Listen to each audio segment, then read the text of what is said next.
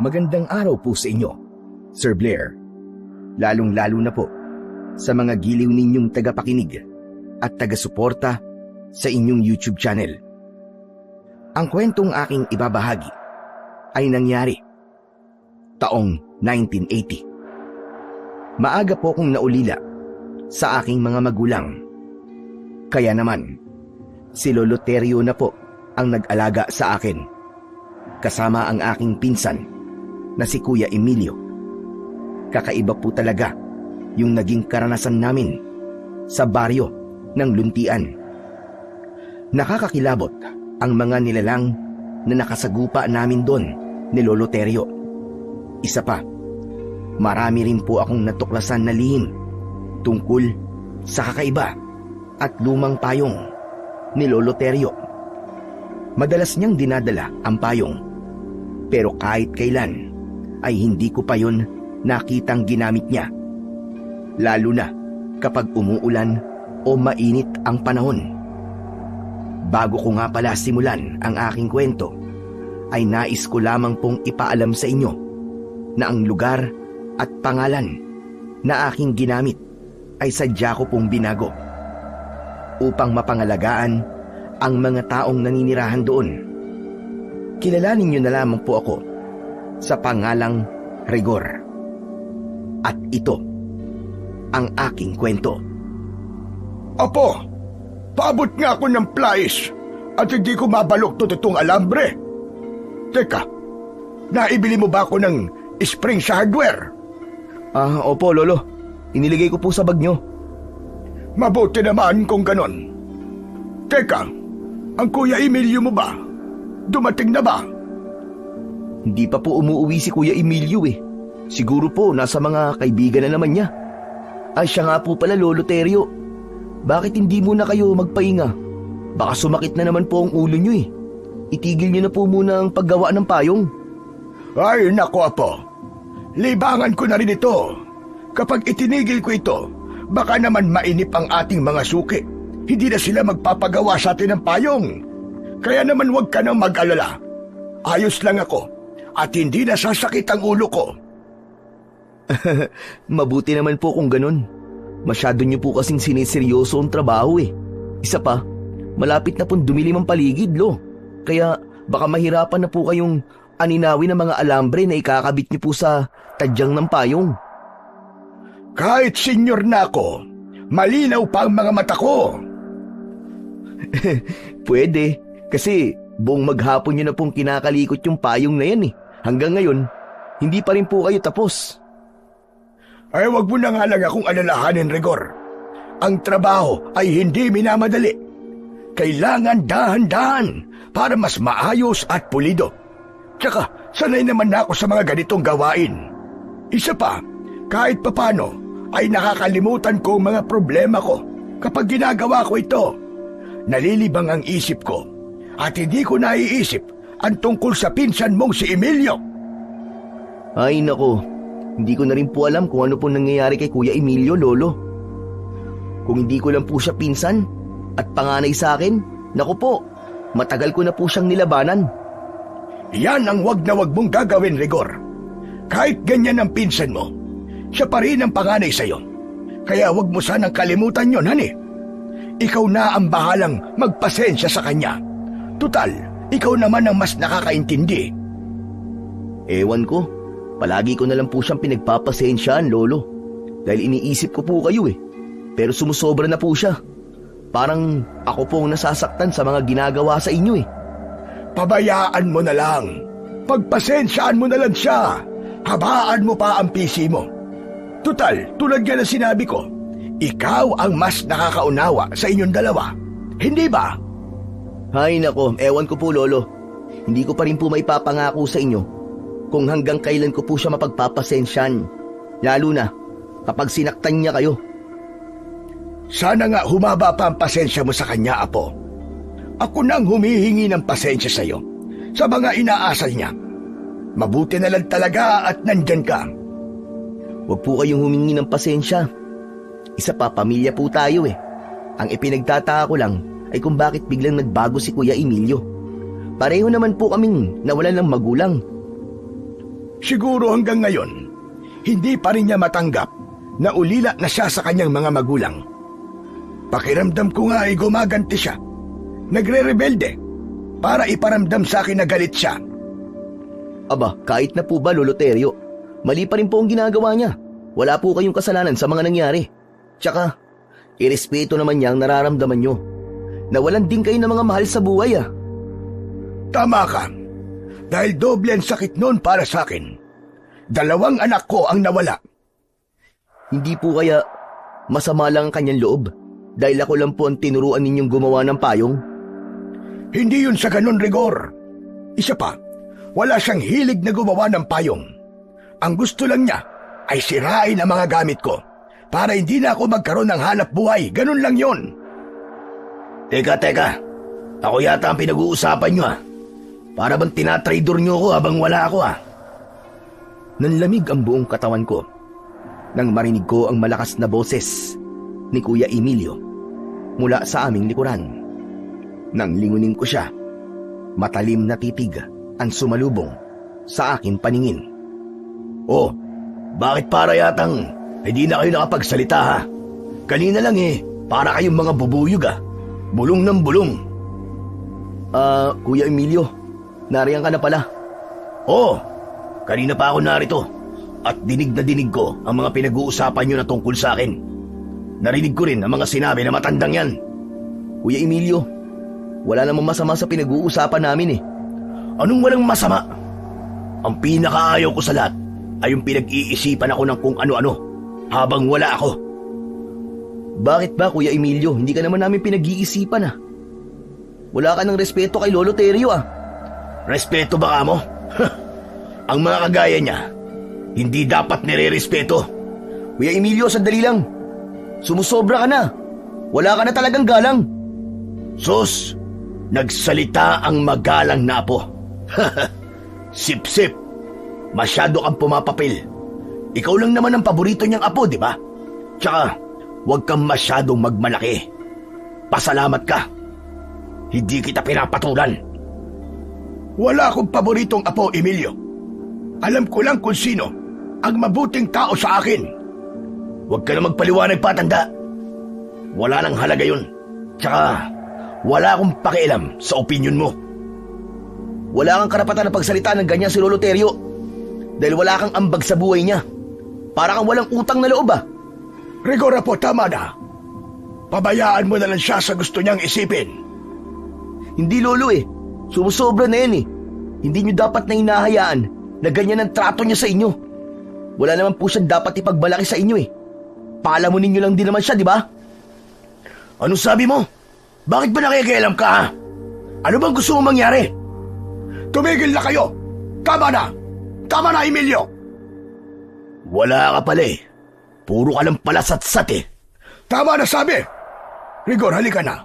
Tulungan mo na lang ako sa ginagawa ko nang matapos na ito. Huwag mo nang sayangin pa ang oras mo dyan. Sayang lang pala ang oras nyo sa akin. Parang sinabi nyo na rin na wala akong kwentang kausap. Oo, dahil hindi na nakakatuwa mga pinagsasasabi mo. Sana pala, ako na lang ang namatay. Kaysa araw-araw mo kong pinapatay sa masasakit na salitang ibinabato mo sa akin. Hindi ako manhid na kagaya mo. Nasasaktan din ako, Emilio. Kaya naman, kung wala kang masasabing maganda, umalis ka na lamang sa bahay ko. Hindi ako aalis. Tsaka wala akong pakialam kung nasasaktan ka, tanda. Sana talaga. Tama ka. Ikaw na lang ang namatay. Ikaw ang dapat na mamatay, Kuya Emilio. Dahil wala kang silbi. Inutil, masama. At wala kang kwentang tao. Lintik na. Gusto ba talaga masaktan, Sige, saktan mo ako. Subukan mo lamang na ilapat ang mga kamao mo sa mukha ko. At hindi kita aatrasan. Lalabanan kita. Sa pagkakataong yon, ay pumagitna na sa amin si Lolo Terio. Itinulak niya kami palayo sa isa't isa, habang pareho nang nakataas ang aming mga kamay at nakahaya ng suntok. Hindi na ba kayo nahiya? Talaga bang ganyan na kayo katatapang? At kahit nasa harapan ko kayo, ay magsusuntukan kayo at magpapatayan? Sa tingin niyo ba, Matutuwa ang mga magulang nyo sa ginagawa nyong dalawa. Pasensya na po kayo, Lolo. Hindi ko po napigilan ang sarili ko. Pasensya. Si Raulo, sip-sip ka lang kamo. Emilio, tama na. Wala ka nang ginawan tama. Bakit? Tama ba na may pinapanigan kayo, ha? Kailan ba naging maganda ang ugali ko sa paningin nyo, ha, tanda? Tsaka, nasusuka ako kapag nakikita ko ang pagmumukha mo. Pareho lamang tayo ng nararamdaman, Emilio. Nakikita ko pa lang ang anino mo. Kumukulo ng dugo ko. Kung sa bagay, manhid ka naman, di ba? Isa pa, tanggap ko naman na masama ang tingin mo sa akin. Para naman makabayad ako sa naging kasalanan ko sa mga anak ko. Ikaw, ano bang ginawa mo para sa kanila? Di ba? Wala. Kasi nga, pareho lamang tayong inutil. Walang kwenta. Lolo naman, huwag po kayong magsalita ng ganyan. Wala po kayong kasalanan. Pinatay sila ng aswang. At hindi niyo po yung kagustuhan. Gusto niya yun. Baka nga siya pa ang pumatay sa mga magulang ko eh. Kaya halos ayaw ko nang umuwi dito eh. Dahil sa tuwing nakikita kong pagmumukha ng matandang yan, naaalibadbaran ako. Ganun naman pala eh. Eh di lumayas ka na. Hindi ka rin namin kailangan dito. Kung walang kwenta si Lolo sa paningin mo, aba, di hamak naman na mas wala kang kwentang tao sa paningin ko. Aba, tumatapang ka na yatang tarantado ka. Ano ba gusto mo? Eh ikaw eh. Kung anong gusto mo, ibibigay ko sa'yo. Rigor, Emilio! Tama na! Tama na! Ayoko po sanang makipagtalo sa kanya, Lolo Terio eh. Pero sumusobra na po siya eh. Hindi na tama ang ginagawa niya sa inyong pambabastos. Tumigil ka, Rigor! Nasasabi mo lang yan dahil wala kang alam. Pues, sabihin mo para alam ko. Hindi yung bigla kang darating dito na para kang kupal. Pagkatapos pagtataasan mo ng boses si Lolo Terio, sino ka para gawin yun sa kanya, ha? Sa oras na malaman mo kung anong totoong dahilan kung bakit ako nagkakaganito, ewan ko na lang sa'yo kung kampihan mo pa ang matandang yan. Kaya kung ako sa'yo, Rigor, panindigan mo na lang ang pagiging uliran at mabuti mong apo para sa kanya. At huwag ka na lamang makialam. Makikialam ako, Emilio, dahil sumusobra ka na. Pabayaan mo na lang siya, Rigor. Tama na. Lolo, pasensya na po pero... Rigor, huwag mo kong alalahanin, apo. Sanay na ako. Wala nang epekto sa akin ang masasakit na salitang binibitiwan ng pinsan mo. Basta ang alam ko, hindi ko kayo pababayaan sa pagkain. Hindi ko kayo ginutom. At ginawa ko ang lahat para mahalin kayo, para alagaan kayo. Pero kung sa tingin ninyo ay kasalanan ko ang pagkamatay ng sarili kong mga anak, sige, sisihin nyo lang ako. Malugod kung tatanggapin yon. Lolo, ako po, hindi po kita sinisisi. Sus, tigilan nyo na nga mga kadramahan yung dalawa, pwede ba? Ewan ko lang kung magdrama pa kayo sa gagawin ko. Teka, ito bang mga payong na to? Ito ba ang pinagmamalaki nyo na mas mahalaga pa kaysa sa buhay ng mga magulang ko? Kuya, anong gagawin mo sa payong ni Lolo Terio? Ang dapat dito, sirain. Kuya, wag! Huwag mo akong pigilan, tumabi ka dyan. Ang dapat sa mga to, durugin. Kuya, tama na, tama na. Lo, bakit hindi nyo inaawat si Kuya Emilio? Sinisira po niya ang payong nyo. Pabayaan mo siya. Kahit na anong gawin niya, hindi niya masisira ang mga payong ko. Matibay ang mga yan, at siya lang ang masusugatan sa gagawin niya. Kuya, ano ba? Tama na! Tigilan mo ko, Rigor. Huwag mo akong umating. Baka pati ikaw tamaan sa akin. Subukan mo lang. Nasaktan ang pinsan mo. Makakatikim ka talaga sa akin. Sinasabi ko sa'yo, Emilio, hindi na ako magtitimpe. Huwag mo akong takutin, tanda. Ikaw ang dapat na matakot. Dahil sa oras na malaman ni Rigor ang tungkol sa lihim mo, magagalit din siya kagaya ko. Kuya Emilio, ano ba lihim ang sinasabi mo? Wala akong nililihim sa inyo. Yun ang totoo. Kaya huwag ka nang gumawa ng kwento, Emilio. Sinungaling. Hindi mo ako maluloko. Patutunayan ko na totoo ang mga nakita ko. Maghintay ka lang, tanda. Ano ba pinag-uusapan nyo? Teka, Kuya Emilio. Saan ba dadali ng mga payong ni Lolo? Wala ka ng pakialam doon kaya tumabi ka. Aba, Ayaw mong tumabi Hetong sa'yo! Inihampas sa akin ni Kuya Emilio ang mga hawak niyang payong. Kasunod ng pagtama ng suntok niya sa aking muka. Bumagsak ako sa sahig. Kuya, bakit mo naman ako sinuntok? Nagtatanong ka pa? Pakialamero ka kasi! Bisit na to Sumusobra ka na! Gusto ba talaga ng away Bumangon ako at gumanti sa kanya ng suntok. Tumama yon sa kanyang bibig. Bumagsak si Kuya Emilio sa sahig habang putok ang kanyang labi. Nagsuntukan kami sa harap ni Lolo Terio. Dahil sa kaguluhan namin, dinampot ni Lolo Terio ang luma niyang payong sa sahig at yun ang ginamit niyang pamalo sa amin. Kakaiba ang sakit na naramdaman ko nang lumapat ang payong sa puwet ko.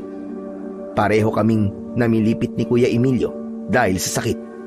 Yun din ang kauna-unahang pagkakataon na sinaktan kami ni Lolo Terio. Lolo Terio! Tama na po! Pasensya na po! Natigilan si Lolo Terio. Bumakas sa kanyang muka ang pagkabigla. Wala siyang imik na pumasok sa loob ng kanyang kwarto. Si Kuya Emilio naman umiiyak dahil sa galit at sakit ng katawan.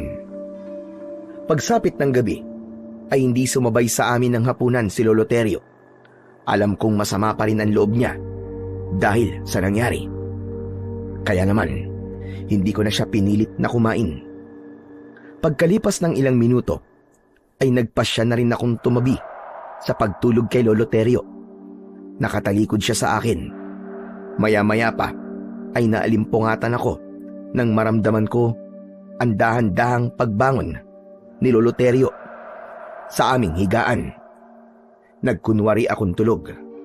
Naramdaman ko na bumaba siya ng katre at maingat na humakbang palabas ng bahay. Nang marinig ko ang pagsara niya ng pinto, saka naman ako bumangon at lumapit sa bintana. Sumilip ako sa siwang nun at nakita ko si Lolo Terio na pumunta sa madilim na bahagi ng kakawyan habang dala ang luma niyang payong. Teka, saan kaya pupunta si Lolo Terio? Tsaka, bakit kaya kung kailang gabing-gabi na saka pa siya lalabas ng bahay? Hindi kaya masama pa rin ang loob niya sa amin at balak na niyang iwan kami? Naku po, Diyos ko, sana naman mali ang iniisip ko. Dala ng aking kuryosidad ay sinundan ko siya. Maingat at magaan ang hakbang ng aking mga paa na tinahak ang daan papasok sa kakawyan. Pagkalipas ng 10 minuto, nakita ko na tumigil si Lolo Terio sa kanyang paglalakad. Itinaas niya ang kanyang payong, kaya nagmadali naman ako na pumunta sa likod ng puno para doon ay magtago. Ano kaya ang ginagawa ni Lolo rito? Tsaka, malayo na to sa bahay namin Diyos ko, bakit kaya kinakabahan ako? Nagpalinga-linga ako sa paligid. Mabuti na lang at maliwanag ang sikat ng buwan, kaya malinaw kong nakikita ang paligid. Sumilip ulit ako sa gilid ng puno, pero wala si Lolo Terio sa kanyang kinatatayuan. Lumabas ako ng aking pinagtataguan. Hala, nasaan na kaya si Lolo Terio? Nasaan kaya siya nagpunta?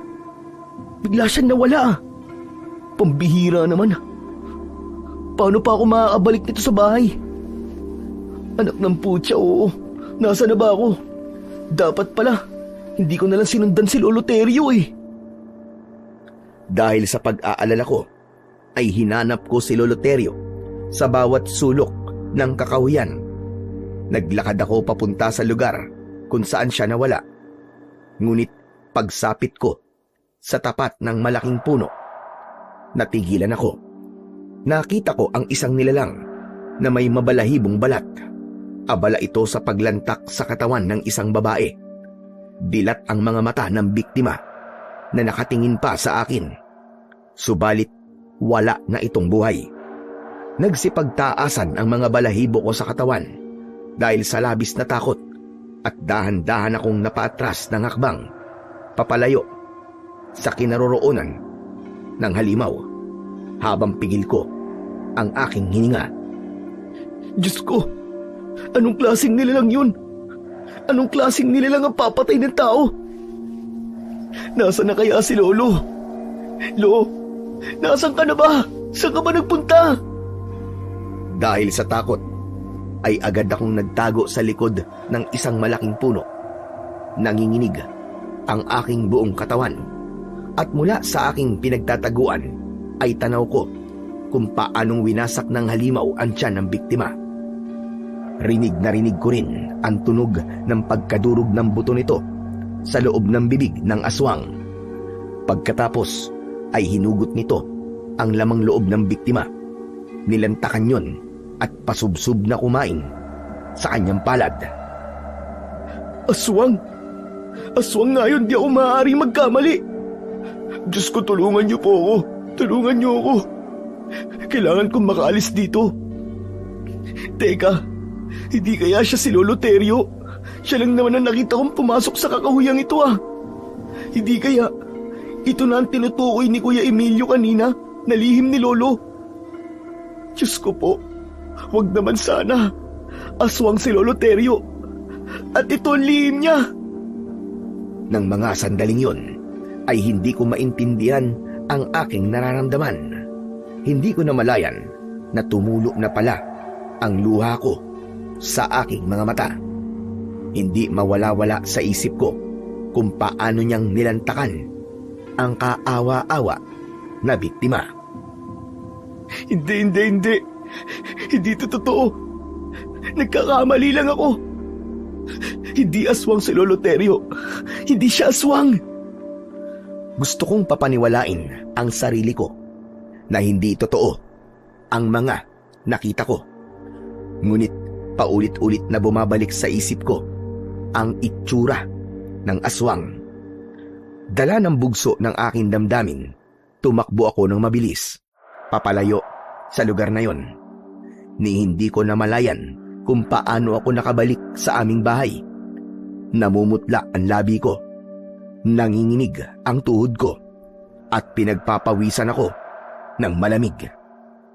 Mabilis kong isinara ang pinto habang habol ang sarili kong hininga. Subalit nagulat ako nang marinig ko ang boses ni Kuya Emilio mula sa aking likuran. Mukhang nakakita ka ng multo ah. Humarap ako kay Kuya Emilio. Nakakaloko ang kanyang ngiti habang nakaupo sa upuan nagawa sa kawayan. Ano? Nakita mo rin ba? Nakita mo rin ba kung ano ang totoong pagkatao ni Lolo Terio? O magiging kagaya rin kita na magbubulag-bulagan sa mga nakita? Kuya Emilio, ang ibig mo ba sabihin, alam mo na rin na aswang si Lolo Terio? Pero kailan pa? Kailan mo pa nalaman yung tungkol sa kanya? Matagal ko nang alam na aswang si Lolo Terio. Ikaw lang naman ang tanga at walang alam. Sigurado ka ba, kuya? Kasi yung aswang na nakita ko kanina, hindi ko naman nakita ang pagpapalit niya ng anyo. Baka naman nagkakamali ka lang. Baka hindi si Lolo Terio yun. Sira ulo ka ba? Nakita ko ang pagsunod mo sa kanya kanina. Nakasilip din ako sa bintana habang pinagtatawanan ka. Dahil sa wakas, matutuklasan mo na ang lihim ng matandang yon. Kaya nga kahit kailan hindi gumaan ang loob ko sa kanya At ganyan na ganyan din ang naging una kong reaksyon nang sundan ko noon si Lolo Terio at makita ko ang halimaw na yon. Kaya sa itsura mo ngayon, alam ko na nakita mo rin siya. Pero hindi pa ako sigurado kung si Lolo Terio nga ang nakita ko. Huwag kang tanga. Lukuhin mo sarili mo, pero hindi ako. Alam mo na ang katotohanan, kaya huwag ka nang magbulag-bulagan. Siya lamang ang sinundan mo kanina. Kaya ang aswang nakita mo, siya talaga si Lolo Terio. Marami na siyang pinatay, Rigor. At lihim niya yung ginagawa. Kaya mag-isip-isip ka na. Hindi pa rin ako naniniwalang aswang siya, kuya. Pero huhulihin ko siya. Gusto kong matiyak na totoo nga ang mga nakita ko kanina. Aswang siya, aswang.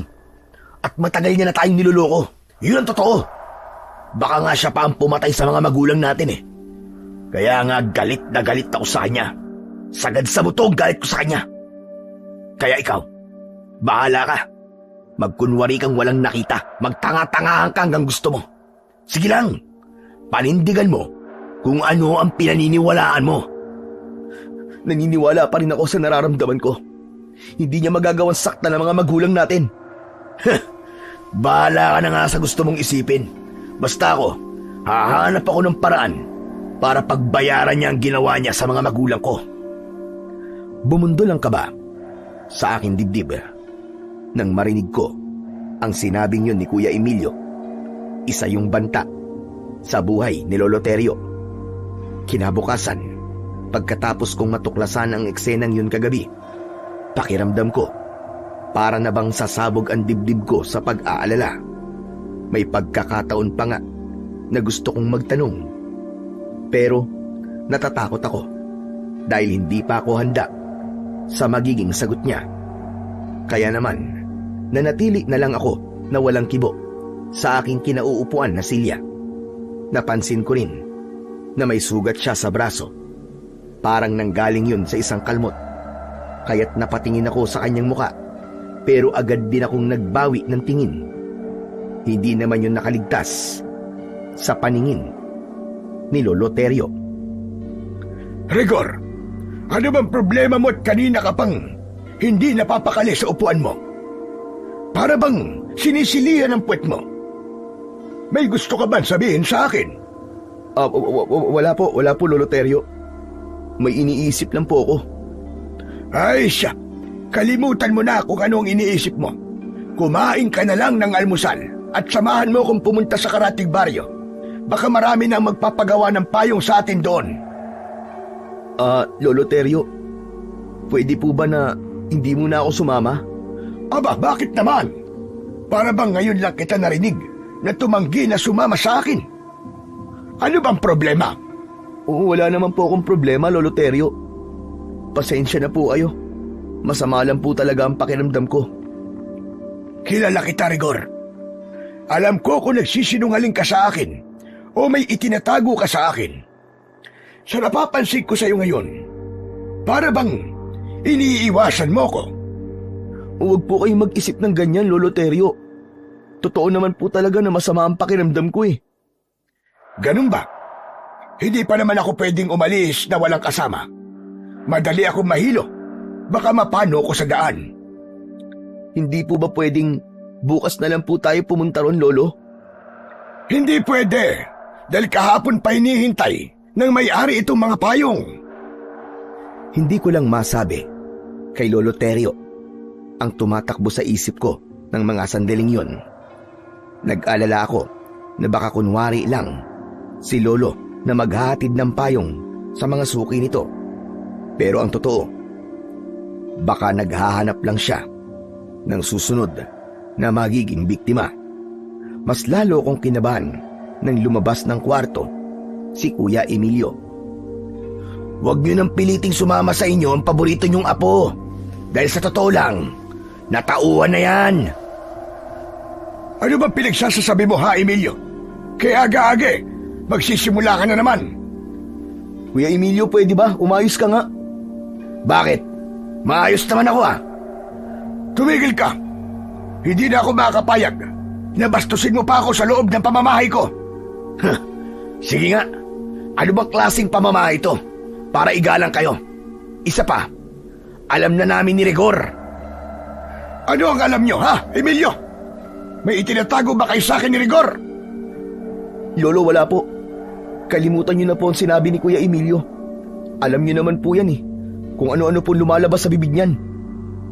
Bakit hindi mo sabihin sa kanya, Rigor? Kuya, ano ba? Tumigil ka na nga. Tama na yan. Pagod na ako makipagtalo sa iyo, Emilio. Umalis ka na sa pamamahay ko. Hindi kita kailangan dito. Lolo, huminahon po muna kayo. Huwag niyo pong palayasin si Kuya Emilio. Nabibigla lamang po kayo. Sus, kunwari ka pa. Baka nga mas masaya ka pa eh. Tsaka wala akong pakialam. kung palayasin ako ng matandang yan sa pamamahay niya, no? Mabuti naman, dahil hindi ko pagtitiisan ang ugali mo. Wala kang utang na loob, hayop ka. Huwag ka nang magpapakita sa akin. Talaga, sinong tinakot mo, tanda? Pagkasabi ni Kuya Emilio nun, ay lumabas na kagad siya ng bahay. Si Lolo Terio naman ay tuluyan nang naubos ang pasensya. Agad siyang umalis sa harap ng lamesa at pumasok sa loob ng kanyang silid. Sumunod ako kay Lolo Terio para kausapin siya. Lolo Terio, huwag niyo na lamang pong pansinin ang mga sinabi ni Kuya Emilio. Alam ko po na nabigla lamang po kayo sa pagpapalaya sa kanya. Tama ka, Rigor. Hindi ko gustong ginawa kong yun. Pero nasasaktan na talaga ako sa pagtrato niya sa akin. Pakiramdam ko ay inutil ako. Huwag niyo pong sabihin yan, Lolo. Ganito, ang mabuti pa po umalis na po tayo. Sasamahan ko na lang po kayo sa pagpunta sa kabilang baryo. Akala ko ba masama ang pakiramdam mo? Opo, pero mas kailangan niyo po na malibang para hindi po kayo mag-isip. Kaya tara na po, Lo, umalis na po tayo. Hindi ko alam kung bakit bigla kong naisip na sumama kay Lolo Terio. Dahil siguro sa nakita kong lungkot sa kanyang anyo. Hindi nagtagal ay pumayag din si Lolo Terio na umalis kami. Nagsimula kaming maglakad, dala ang mga payong. Pagkalipas ng kalahating oras na paglalakad, ay tumambad sa aming paningin ang itsura ng baryo. Napansin ko agad na marami ang buntis na babae sa lugar na yon. Mas lalong tumindi ang takot na nararamdaman ko dahil iniisip ko na may bago na namang mabibiktima, si Lolo Terio. Apo, napansin ko habang nasa daan tayo kanina, abay hindi ka nagsasalita, hindi ka nagtatanong. Para bang meron nang nagbago sa iyo? Ano po Naku Lolo, wala pong nagbago sa akin. Tsaka, huwag niyo po akong alalahanin. Masama lang po talaga ang pakiramdam ko kaya po ako ganito. Iniisip ko rin po mga sinabi ni Kuya Emilio kanina. Huwag kang mag-alala. Sanay na ako sa ugali niya tulad nga ng sinabi ko sa'yo dati. Kanina lang ako napuno sa kanya. Tsaka, kahit na noon sabihin niya sa'yo, huwag mo siyang paniniwalaan. Wala naman siyang sapat na batayan. Lo, meron po ba kayong itinatago sa akin? Wala naman akong itinatago sa'yo, Apo. Sige na, bilisan mo na ang paglalakad at baka abutin pa tayo ng dilim sa daan. Lo, ano po bang gagawin natin dito? Maliban po sa paghatid ng payong ng mga nagpaayos po sa inyo. Maghahanap tayo ng bagong magpapagawa sa atin ng payong. Tsaka, hindi ko pa naman nalilibot ng buo ang baryong ito. Pansin ko po kasi na halos lahat po ng mga babaeng nakatira sa lugar na to buntis. Dahil ang baryong ito ay sentro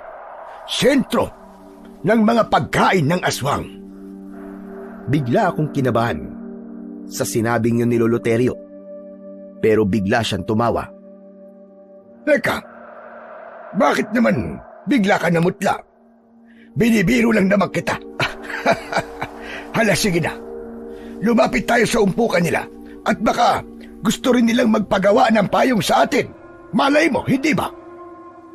Kahit sinabi ni Lolo Terio na biro lang yun, pakiramdam ko totoo yun. Kaya habang naglalakad kami ay hindi mawala ang kaba sa dibdib ko.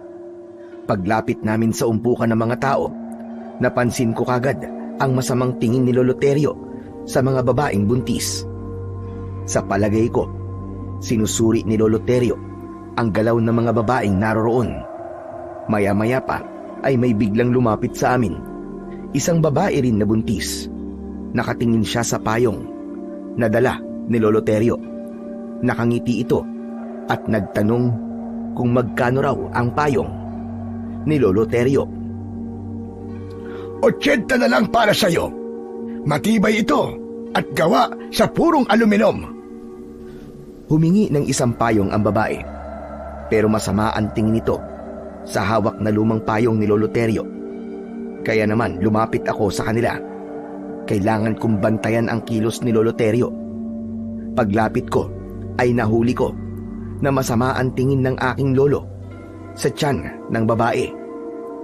Mabuti na lang ay may lumapit na lalaki sa aming kinaroroonan. Inakbayan nito ang babaeng buntis. Saka nakangiting nakipag-usap kay Lolo Terio. Mabuti naman po at inihatid yun na po ang payong ko, Tatay Terio. Aba, siyempre. Pasensya ka na kung natagalan. Heto nga, at bumili pa ng isang payong ang asawa mo. Teka, sandali lang. Ito na pala ang payong na ipinagawa mo sa akin. Magugustuhan mo yan. Mukhang bago na ulit. Aba, oo nga no. Mahusay ang pagkakagawa nito ah. Mukhang matibay. Muntik ko nang hindi makilala. Tamang-tama ito at malapit na ho ang tag-ulan. Sinipat-sipat pa ni Mang Arnold ang hawak niya na payong. Pero napansin ko rin ang pagsulyap niya sa lumang payong ni Lolo Terio habang nakatukod yun sa lupa. Teka, Tatay Terio, parang mas maganda yata ang isang yan ah. Yan din ang gusto ng asawa ko eh. Nako, pasensya ka na. Ngunit hindi ko ito ipinagbibili. Pag sarili ko itong gamit, ala-ala pa to sa namatay kong mga anak. Abay, sayang naman ho. Balak ko sanang bilhin yan kahit magkano. Pasensya na talaga, Arnold. Pumili ka na lamang ng iba. Magkakapareho naman sila ng itsura. Kung gusto mo, babawasan ko na lamang ang halaga ng payong na magugustuhan mo. Biglang umasim ang muka ni Mang Arnold at dumilim ang anyo. Sayan nga ang gusto ko, Tatay Terio eh. Tsaka kung magdadala ka ng payong at hindi mo naman pala ipagbibili, aba, hindi mo na sana nilantad sa amin. Paano yan? At nagustuhan ng asawa ko. Baka makunan siya. Pero hindi ka rin naman siguro bulag. Nakita mo naman siguro na nakaiwalay ang payong ko sa mga payong na ibinibenta ko. Ang ipinagtataka ko lang, di hamak naman na mas maganda mga bagong payong na to kaysa sa luma kong payong. Bakit ba? Para yatang mas interesado kayo sa luma kong payong. Hindi na mahalaga kung bago o luma ang payong. Ang mahalaga, nagagamit pa at gusto ng asawa ko.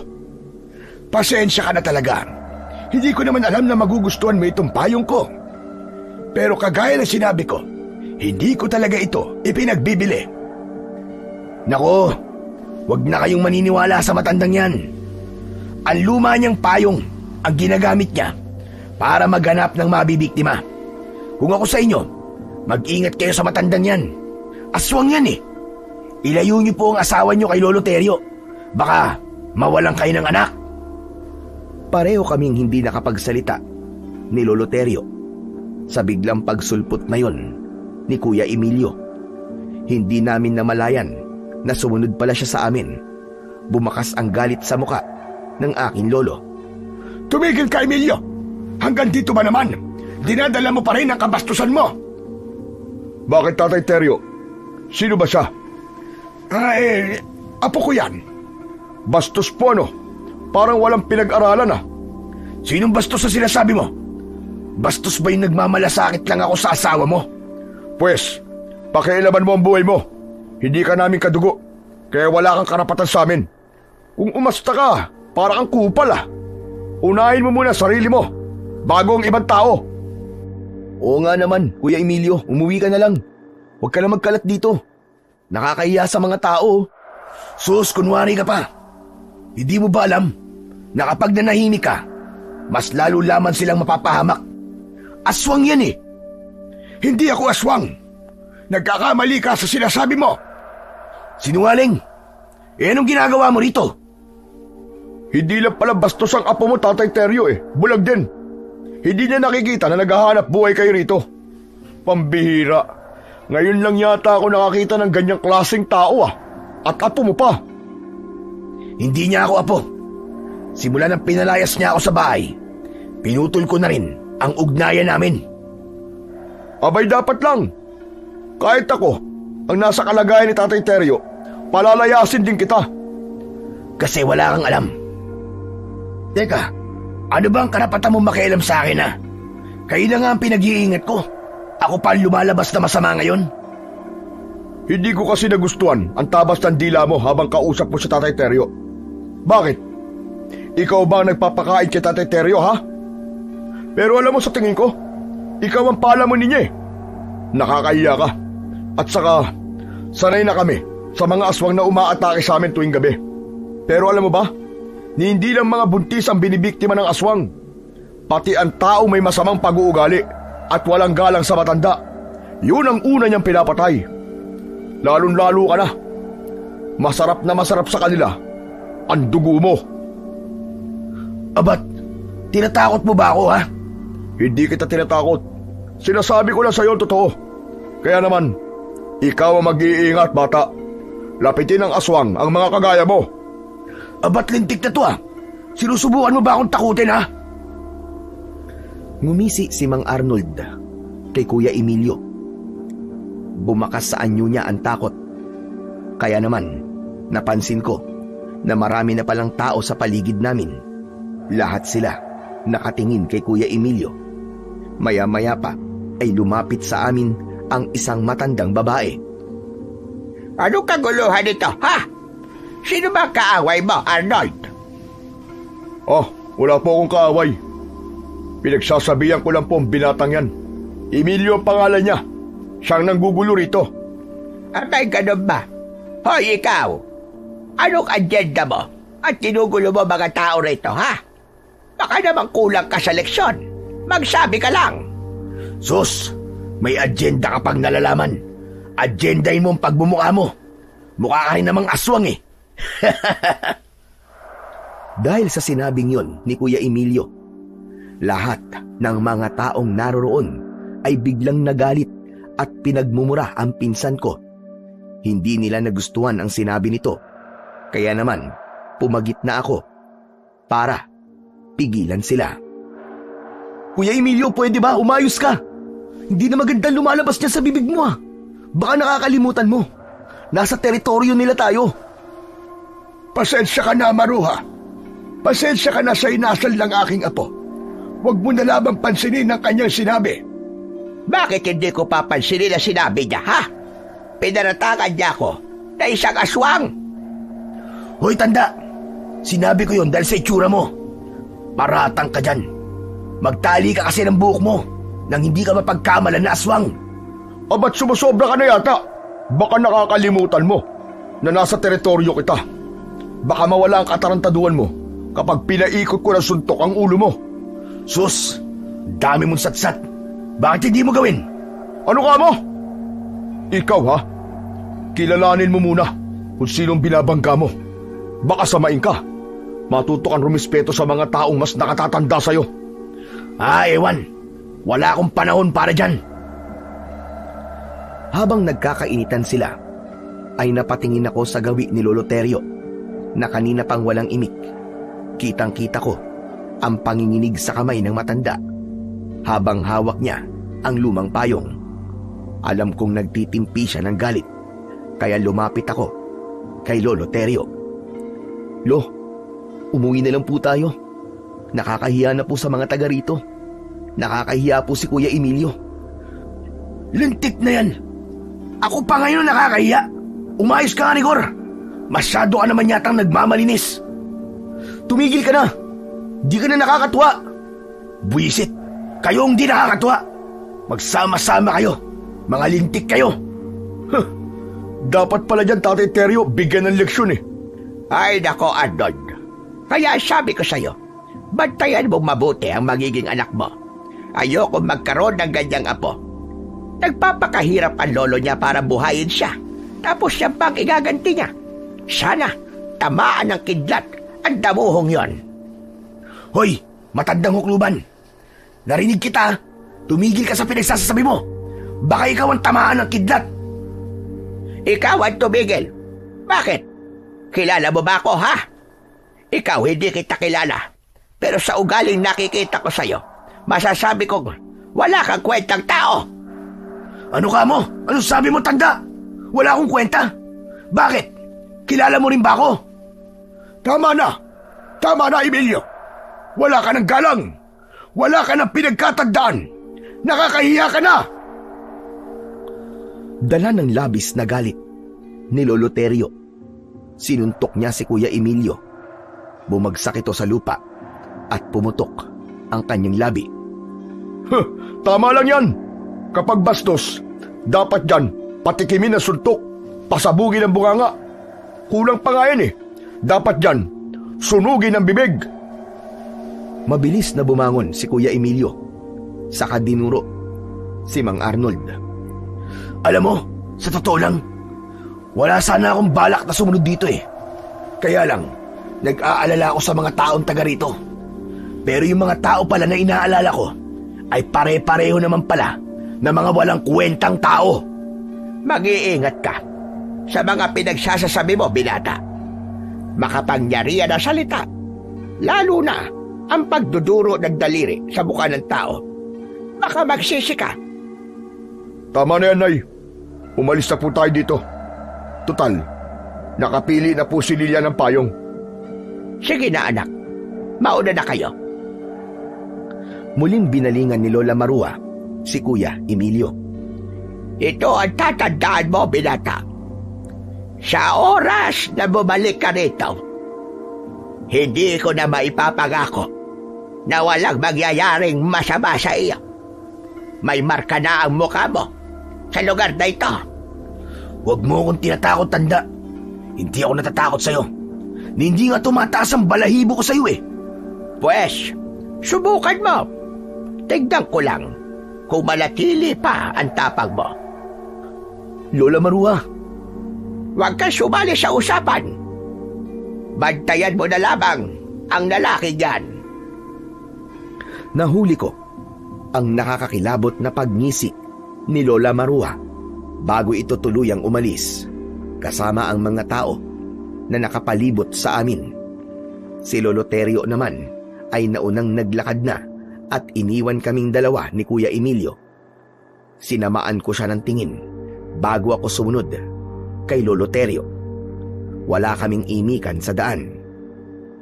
Pagkalipas ng kalahating oras na paglalakad, narating namin ang bahay. Pagpasok namin sa loob, ay agad akong umupo sa bangko. Si Lolo Terio naman ay tumayo sa gitna ng sala. Maya-maya pa ay pumasok si Kuya Emilio. Sa pintuan pa lang, agad siyang pinagtaasan ng boses ni Lolo Terio. Wala ka talaga kwentang tao.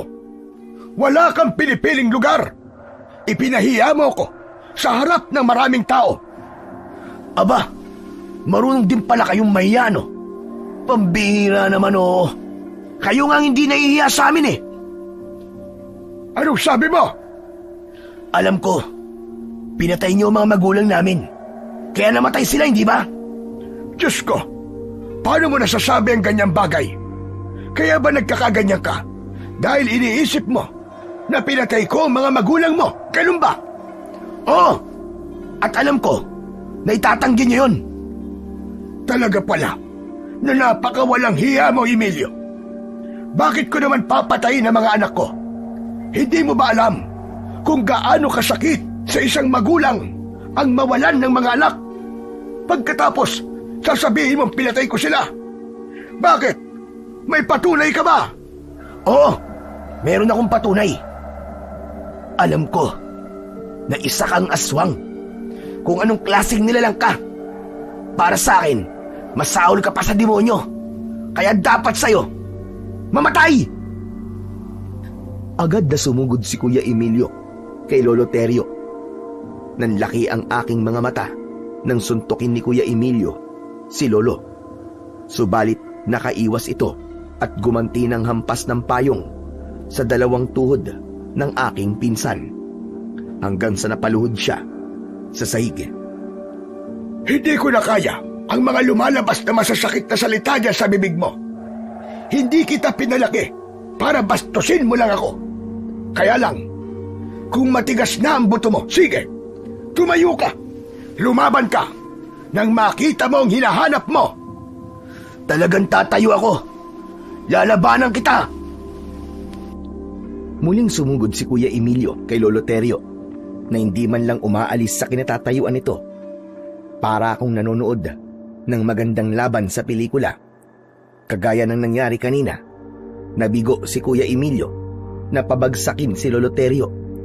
Pero dahil tumayo na naman ito para umatake kay Lolo Terio, ako na ang sumuntok kay Kuya Emilio. Bumagsak siyang patihaya sa sahig. Tama na, kuya! Para ka ng baliw ah! Bakit ka ba ganyan? Wala namang ipinakikitang masama sa'yo si Lolo Terio ah! Huwag kang ang tanga, Rigor! Huwag mo siyang kampiyan! Huwag mong ipagtanggol ang aswang na yan! Tama na yan, Rigor! Sarado na ang isip niyan. Paniwalaan nyo kung ano ang gusto nyong paniwalaan. Kung hindi nyo ako kayang pakisamahan, bukas ang pinto. Malaya kayong umalis. Simula ngayon, kalimutan nyo na may lolo kayo. Hindi agad ako nakapagsalita nang makita ko na pumasok sa loob ng kanyang silid si Lolo Terio. Dinig ko rin ang pagsarado ng pintuan. Kasunod ang paglagabog ng katre niya na sa tingin ko nagwala si Lolo Terio. Napatingin ako sa gawi ni Kuya Emilio. Tumayo siya habang nakatingin sa akin. O ano? Masaya ka na ba, ha? Masaya ka na ba? Oo, dahil hindi ako bulag at tanga. Nakagaya mo. Tila ba napansin ko sa muka ni Kuya Emilio ang biglang pagsisisi sa mga nasabi niya dahil tumingin siya sa nakasaradong pintuan ng silid ni Lolo Terio. Maya-maya pa ay pumasok na rin si Kuya Emilio sa loob ng kanyang silid at pabarag niyang isinarado ang pinto. Pagsapit ng gabi ay nagluto ako ng hapunan. Balak ko sanang dalhan ng pagkain si Lolo Terio. Subalit bigla akong natigilan. Kitang-kita ko ang ginagawa niya sa loob ng kwarto. Nasisilip ko yun sa siwang ng pinto. Nakaluhod siya sa sahig, paharap sa payong na nakapatong sa katre. Binubulungan niya yun habang nakapikit. Gabayan nyo ang bawat kilos ko, ang bawat galaw ko, upang matupad ko ang nais ng sandatang ito. Mula sa hangin ay bigyan mo ko ng karagdagang lakas upang lumaban. Nalalapit na ang pag-aasik nila ng lagim. Tulungan mo kong lumaban. Bigyan mo ko ng lakas upang magapi ang kasamaan. Nanigas ang aking mga tuhod sa narinig ko. Ni ayaw gumana ng utak ko ng mga sandaling yon. Nanatili akong nakatayo at nakatingin kay Lolo Terio. Bumundo lang kaba sa aking dibdib. Lalo na at narinig ko na kinakausap niya ang lumang payong na para bang meron siyang nakikita na hindi nakikita ng aking mga mata. Diyos ko! Ano kaya ang ginagawa ni Lolo Terio sa payong? Natatandaan ko na kahit kailan, hindi niya yung binuksan. Palagi niyang dala ang payong na yun. Pero hindi naman niya ginagamit. Sa pagkakataong yun, mas lalong nagulo ang isip ko. Pakiramdam ko, may iba pang lihim na itinatago sa amin si Lolo Terio. Kaya pinanood ko ng matagal ang ginagawa niya. Pakiramdam ko ng mga oras na yon, hindi na ako humihinga dahil sa takot. Ilang saglit pa ang lumipas. Nakita ko na pinilit ni Lolo Terio na hawakan ang payong. At nanlaki ang aking mga mata nang makita ko na hawakan din pala yun ng isang uri ng patalim. Para bang ice pick. Kumislap yun sa liwanag na nanggagaling sa ilaw ng gasera. Kasunod ng pagbukas niya ng payong, pinaikot niya yun sa ere at nakita ko nakakaiba ang itsura nun. Para bang isang uri ng kalasag na kayang tapatan ang matalas na bagay na tatama sa payong. Dahil sa pag-aalala, mabilis akong umalis sa tapat ng pinto at bumalik na sa kusina. Inilapag ko ang pagkain sa ibabaw ng lamesa. Saka nag-isip. Para saan kaya ang payong at talim na yun? Ang mabuti pa kaya tanungin ko si Lolo Terio. Siguro naman hindi masamang magtanong. Nang bumalik ako sa tapat ng pintuan ng silid ni Lolo Terio, Napansin ko na may hawak siyang isang bote. Para saan kaya ang boteng yun? Bakit kaya binuhusan niya ng langis ang dulo ng payong? Kailangan ko na malaman kung ano ang totoo. Akma na sanang papasok ako sa loob ng silid ng aking lolo nang bigla akong nakarinig ng ingay sa kabilang kwarto. Kwarto yun ni Kuya Emilio, kaya wala na akong inaksayang oras. Agad akong nagtungo at pumasok sa silid niya. Subalit nanlaki ang mga mata ko nang tumambad sa aking paningin ang nagkikikisay na katawan ni Kuya Emilio habang bumubula ang kanyang bibig. Nakatirik ang kanyang mga mata. Naninigas ang kanyang braso at binti habang nakahiga sa sahig. Mabilis ko siyang nilapitan at binuhat ang kanyang ulo para hindi tumama yon sa sahig. Kuya Emilio, gumising ka! Kuya Emilio, ano ba nangyayari sa'yo? Hindi ako nakatanggap ng tugon mula kay Kuya Emilio. Kaya naman ay sumigaw na ako. Lolo Terio, tulungan niyo po ako! Si Kuya Emilio! Lolo! Si Kuya Emilio po, may nangyayari sa kanya! Mabigat na yabag ng paa ang narinig ko na papalapit sa aming kinaroroonan. Pumasok si Lolo Terio at agad niyang nakita ang nakahandusay na si Kuya Emilio. Bakit? Ano nangyari? Lo, nakita ko po siya rito. Nakahiga po sa sahig. Hindi ko po alam kung ano nangyayari sa kanya eh. Ano pong gagawin natin? Huminahon ka muna, Rigor. Kailangan natin makapag-isip na maayos. Sa tingin ko, pinaglalaruan siya ng orasyon ng aswang. Ano po? Orasyon ng aswang? Saglit akong nag-isip, pero bigla kong naalala ang mga nakita ko kanina. Bumundol ang kaba sa aking dibdib. Tumayo ako at lumapit kay Lolo Terio. Lolo, magsabi nga po kayo ng totoo sa akin. Kayo po bang may gawa nito sa kanya? Kayo po bang nanakit kay Kuya Emilio? Pambihira! Talaga bang iniisip mo na kaya kong saktan si Emilio, Harigor? Wala akong ginagawa sa kanya. Wala akong kinalaman dyan. Nag-iisip nga ako kung paano ko siya pagagalingin laban sa orasyon ng aswang na sumanib sa kanyang katawan. Pagkatapos pag-iisipan mo ko na masama. Huwag na po kayo magkunwari, Lo. Alam na po namin ni Kuya Emilio kung ano po ang totoo. Magsabi na po kayo ng totoo sa akin. Gusto ko pong isipin na nagkamali lang po ako sa mga nakita ko ng gabing sinundan ko po kayo. Tatanungin ko po ulit kayo, Lolo. Kayo po bang may gawa nito sa pinsan ko? Wala akong ginagawang masama kay Emilio. Nagkakamali ka sa iniisip mo, Rigor. Hindi ako masamang tao. Pero, Lo, nakita ko po kung paano niyo po kinain yung tao dun sa kakauyan. Nakakatakot po ang itsura niyo. Isa kayong aswang. Hindi ako aswang, Rigor. Sana nga. Pero hindi pa puro matatapos ang hinala ko na aswang kayo. Kanina po, sa loob ng kwarto niyo, narinig ko po na binubulungan niyo po ng orasyon ng luma niyong payong. Pagkatapos ay nagkaganito na po si Kuya Emilio. Paano niyo po yun may papaliwanag sa akin, na? Ngayon po yung sabihin niyo kung wala bang katotohanan ng mga nakita ko. Totoo ang lahat ng mga nakita mo sa loob ng aking silid. Pero yung sa kakauyan, hindi ako yun. Dahil hindi ako aswang. O baka naman, kaya ka nagkakaganyan ay dahil naniniwala ka na sa mga pinagsasasabi ni Emilio, Harigor.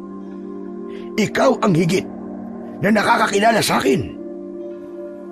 Pinaniwalaan ko lamang po kung ano ang mga nakita ko.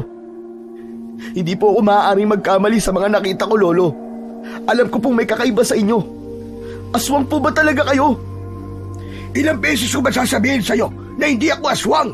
Hindi ako aswang, Rigor. Maniwala ka. Kung hindi po kayo isang aswang at hindi kayo may gawa nito kay Kuya Emilio, pagalingin niyo po ang pinsan ko. Pagalingin niyo po si Kuya Emilio. Dahil sa totoo lang, hindi ko na po alam kung ano ang paniniwalaan ko. Pero sa ngayon, hindi po muna ako maniniwala sa mga sasabihin niyo sa akin. Pagkasabi ko nun, ay iniwanan ko si Lolo Terio sa loob ng silid ni Kuya Emilio at pumasok ako sa aking silid. Ipinaramdam ko sa kanya na masama talaga ang loob ko. Lumipas ang 3 araw, wala pa ring pagbabago sa kalagayan ni Kuya Emilio. Sa kwarto niya, natutulog si Lolo Terio. Nalaman ko na hindi na makapagsalita si Kuya Emilio magmula nang mangyari yon sa kanya. Madalas siyang sumisigaw na para bang humihingi ng tulong. Sumusuka rin siya ng malapot na likido kasabay ng malakas niyang pag-angil na para bang wala na siya sa kanyang sarili. Dahil doon, mas lalong tumindi ang galit ko kay Lolo Terio. Hindi ko siya kinakausap, ngunit patuloy pa rin ako sa paggawa ng payong kasama siya. Hanggang isang gabi, nahuli ko si Lolo Terio. Iginapos niya sa katre si Kuya Emilio. Nagtago ako sa likod ng pinto at sinilip siya. Pinanood ko kung ano ang ginagawa niya. Pagkatapos niyang igapos si Kuya Emilio, nakita ko siyang dumaan sa bintana. Sinundan ko siya dahil balak kong hulihin siya. Gusto kong malaman at mapatunayan kung totoo ba na isa siyang aswang. Sinundan ko siya hanggang sa pagpasok sa madilim na bahagi ng kakahuyan. Hindi ko naramdaman ang takot habang abala ko sa pagsunod sa kanya sa paglalakad. Ngunit nagtataka ako dahil ang daan na tinatahak namin ay papunta sa Karatig Baryo, sa lugar na aming pinuntahan. Ilang araw na ang nakakalipas. Natigilan ako dahil nakita ko nakaharap ni Lolo Terio si Laila, ang buntis na nakausap namin ni Lolo. Mabilis akong nagtago sa likod ng puno. Sinasabi ko na nga ba't aswang si Lolo Terio? Balak niyang patayin at kainin ang buntis na yun. Diyos ko, hindi niya na ako maluloko ngayon. Hindi na siya makakapagsinungaling sa akin. Dahil sisiguraduhin kong mahuhuli ko na siya sa aktwal niyang pagpatay sa buntis. Sinilip ko ulit ang kinaroroonan ng dalawa. Nakita ko na nagtitigan lamang sila. At kahit nakikita ng babae ang banta ng panganib mula kay Lolo Terio, hindi ko nakita ang takot sa kanyang muka. Sa halip, ngumisi pa ito ng nakakatakot at nakakakilabot, kasunod ng malakas nitong pagtawa. Teka, bakit para yatang masaya pa ang buntis nang makita niya si Lolo Terio?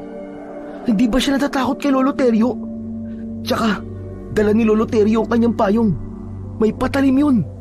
Paano kung saksakin siya ni Lolo Terio? Kailangan mapigilan ko siya.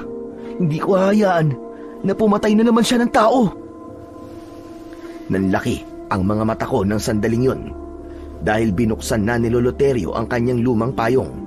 Kasunod ng paghugot niya ng talim mula sa hawakan nito, bumundol ang kaba sa aking dibdib. Nang mapansin ko, nasasaksakin niya ang babae. Hindi na ako nag-aksaya ng oras. Mabilis akong tumakbo papalapit sa kinaroroonan ni Lolo Terio. Lolo, wag! Huwag niyo siyang papatayin! Rigor, anong ginagawa mo rito? Hindi ka dapat nandito. Bumalik ka na. Sige na, bumalik ka na sa bahay. Bilisan mo! Kailangan ko po kayong pigilan. Huwag niyo po papatayin ng buntis. Maawa po kayo sa sanggol. Nagkakamali ka, Rigor. Bumalik ka na sa bahay. Tumakbo ka ng mabilis at huwag ka nang lilingon. Saka na ako magpapaliwanag. Sige na, umalis ka na, Apo! Nagkamali ako sa aking hinala. Nasasaksakin niya ang buntis. Dahil saktong paglapit ko kay Lolo Terio, ay nakita ko rin ang pagbabagong anyo ng babaeng buntis. Umalingaw-ngaw ang malakas niyang halakhak at sa paglantad ng kanyang itsura, nakilala ko ang nilalang. Teka Lo, siya po ang aswang na nakita kong pumatay sa babae sa kakahuyan. Pero ang buong akala ko ay kayo po yun. Kaya nga umalis ka na, Apo. Iwan mo na ako rito, bilisan mo. Huwag na matigas ang ulo. Bilisan mo na. Hindi Lo, hindi po kita iiwan dito. Sige na, huwag na sabing matigas ang ulo mo eh. Papatayin ka niya at nararamdaman ko na hindi siya nag-iisa. Kailangan ko lang talagang gawin ito para gumaling na ang pinsan mo. Bilis, tumakbo ka na! Hindi ka dapat nandito! Hindi mo dapat ako sinundan dito! Lo, patawarin niyo po ako. Akala ko po talaga kayo po ang aswang eh. Hindi ko na natapos ang mga sasabihin ko dahil inatake na kami ng aswang. Saktong paglundag ng aswang, sinalubong naman siya ng nakabukas na payong ni Lolo. Para bang may malakas na puwersa ang tumama sa katawan ng aswang at tumalsik ito ng ilang dipaan layo mula sa aming kinaroroonan. Nakita ko na bumagsak siya sa lupa pero agad din na nakabangon. Sumugod ulit siya sa amin pero sinalubong siya ng saksak ni Lolo Terio gamit ang dulo ng payong. Kasunod ng pagsaksak niya sa leeg nito, gamit naman ang talim sa hawakan ng payong. Nagkikikisay ang aswang dahil sa labis na sakit. Hindi ako makapaniwala sa husay ni Lolo Terio pagdating sa pakikipaglaban. Nang muli siyang saksakin ni Lolo Terio, bumagsak sa lupa ang aswang at nasunog ang kanyang katawan. Lolo, napatay niyo po ang aswang. Ang galing niyo po.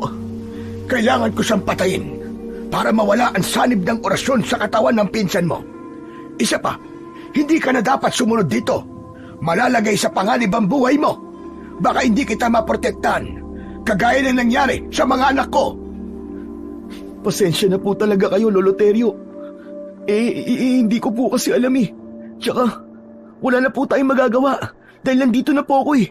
Sasamahan ko na lang po kayo. Hindi! Anong ginawa niyo sa asawa ko? Napaatras kami ni Lolo Terio nang biglang dumating si Mang Arnold habang nakatingin siya sa naabong katawan ng kanyang asawa. Hindi maaari ito! Anong ginawa mo, Terio? Dala ng labis na galit, nagpalit siya ng anyo bilang aswang. Tumubo ang mahaba niyang pangil sa bibig at nagkulay pula ang kanyang mga mata. Kasunod, ng dahan-dahan niyang paglapit sa amin, umatras kami ni Lolo Terio habang hindi inaalis ang tingin namin sa kanya. Itinutok ni Lolo Terio ang talim sa aswang. Apo, ikaw na ang gumamit sa payong. Gamitin mong pananggalang laban sa matulis niyang kuko. Tinanggap ko ang payong at itinutok ko yun kay Mang Arnold. Pinatay mo ang asawa ko, kaya malalagot kayo sa akin. Hindi ako makakapayag na hindi niyo pagbayaran ang ginawa niyo sa mag-ina ko. Pinatay niyo ang mga anak ko.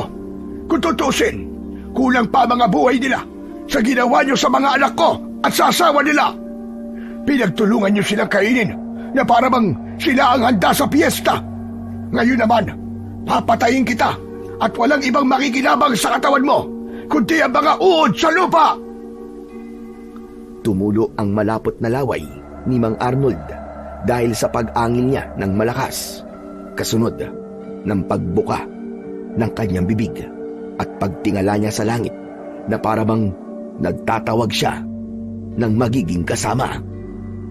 Hindi ko hahayaan na makapagtawag ka pa ng kasama. Agad na kumilos si Lolo Terio. Mataas siyang tumalon. Pagpatak niya sa lupa, diretso ang pagbaon niya ng talim sa dibdib ni Mang Arnold. Ngunit gumanti ito ng suntok kay Lolo. Tumama yon sa ilalim ng panga ni Lolo Terio, kaya't bumagsak siya sa lupa. Ako naman ang sumugod kay Mang Arnold gamit ang dulo ng payong. Inatake ko siya ng saksak sa leeg. Umangin ito ng malakas na para bang hindi ito nasaktan. Gumanti siya ng suntok at nasalag ko yun gamit ang payong. Nasaktan ang kanyang kamao, kaya nakahanap ako ng pagkakataon. Agad ko siyang sinipa sa maselang bahagi ng kanyang katawan.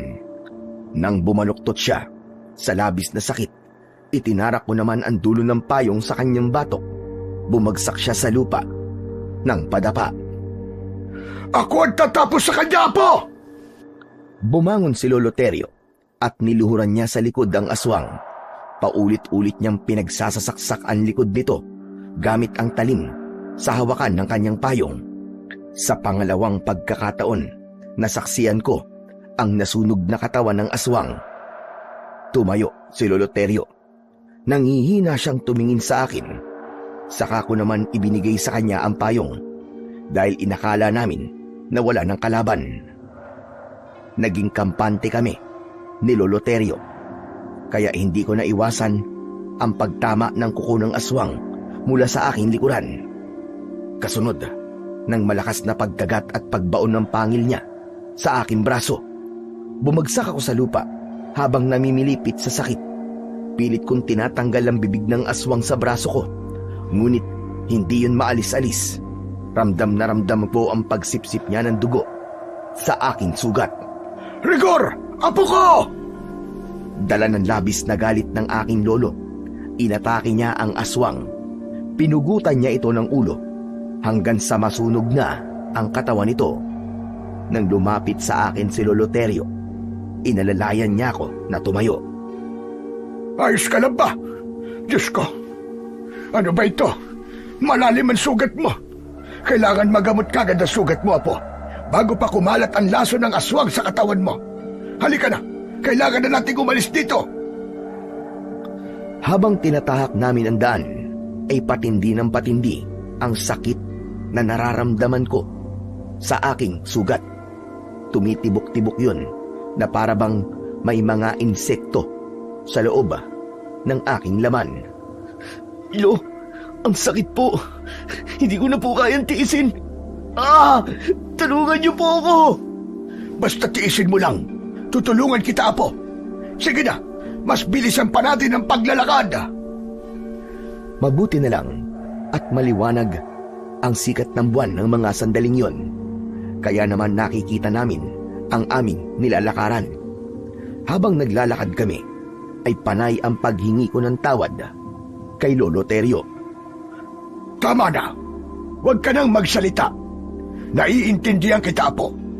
Ang mahalaga, magamot kagad kita. Lakasan mo lang ang loob mo. Paglabanan mo ang sakit. Habang naglalakad kami ng mga sandaling yon, ay naramdaman ko ang pag-agos ng mainit na likido sa braso ko. Nanlalabo na rin ang aking paningin, ngunit tinatagan ko ang aking loob. Pagkalipas ng ilang minuto, sa wakas ay narating na namin ang bahay. Pagpasok namin sa loob, agad na kumilos si Lolo para gamutin ang mga sugat ko. Aray! Lolo Terio! Bakit po nagkaganito? Nangingitim at namamagana po ng palibot ng sugat ko sa braso. Saka nagnanaknak na rin. Paano po nangyari to? Dahil yan sa laway ng aswang. Unti-unting lumalaki ang sugat kapag hindi yan naaagapan. Lolo Terio, ano pong gagawin natin? Kailangan patayin ang lason sa pamamagitan ng pagpapaso. Pababagahin ko ang talim ng payong ko, saka ilalapat yun sa sugat mo. Ano po? Pero mainit yun na.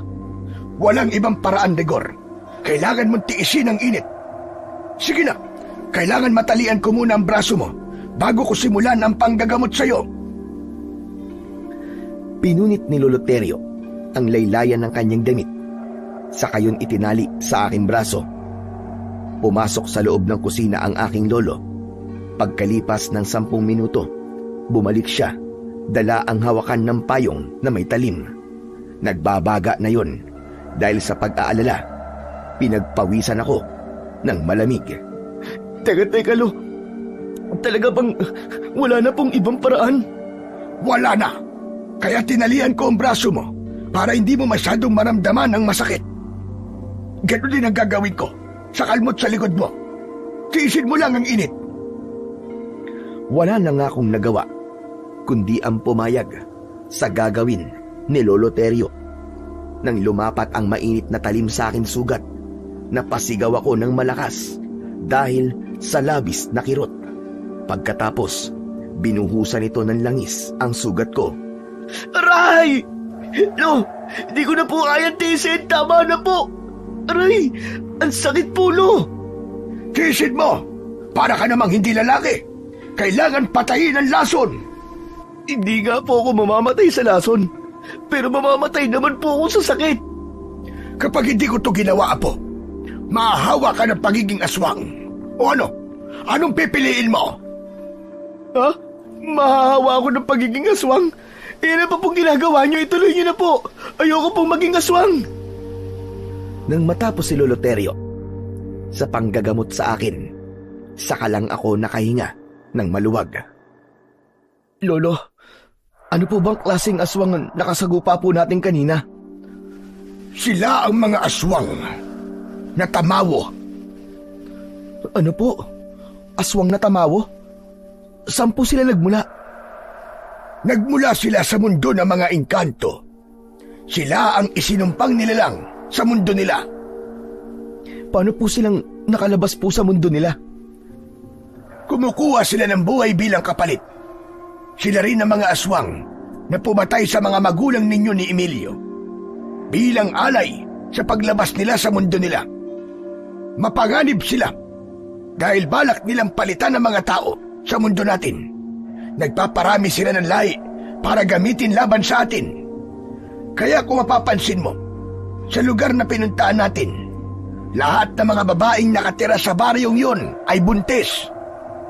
Ano po? Kung ganun po, lahat po ng mga babae sa lugar na yun ay mga tamawo. At lahat po sila ay mga aswang. Nakuha mo! Kaya nga matagal ko na silang minamatyagan sa baryong yun. Ang mga payong na ginagawa ko at ibinibenta sa kanila ay may kasamang lason. Sa oras na mabuksan nila yun, masusunog sila dahil sa amoy ng bawang. Ang ibig niyo pong sabihin, pagkukunwari lang po ang pagdala niyo ng payong sa kanila? Oo, para malaya ko silang malapitan at mapatay. Ang mga tamawo ay takot sa ulan. Kaya naisip ko na payong rin ang gagamitin kong kasangkapan para masaktan sila. Yun ang mabisang paraan upang mabawasan ang kanilang puwersa nang hindi nila namamalayan. Bakit po, Lolo? Sino po ba talaga kayo? Isa kong manunugis ng aswang, Apo. Kaya tuwing gabi, umaalis ako para protektahan ang mga tao.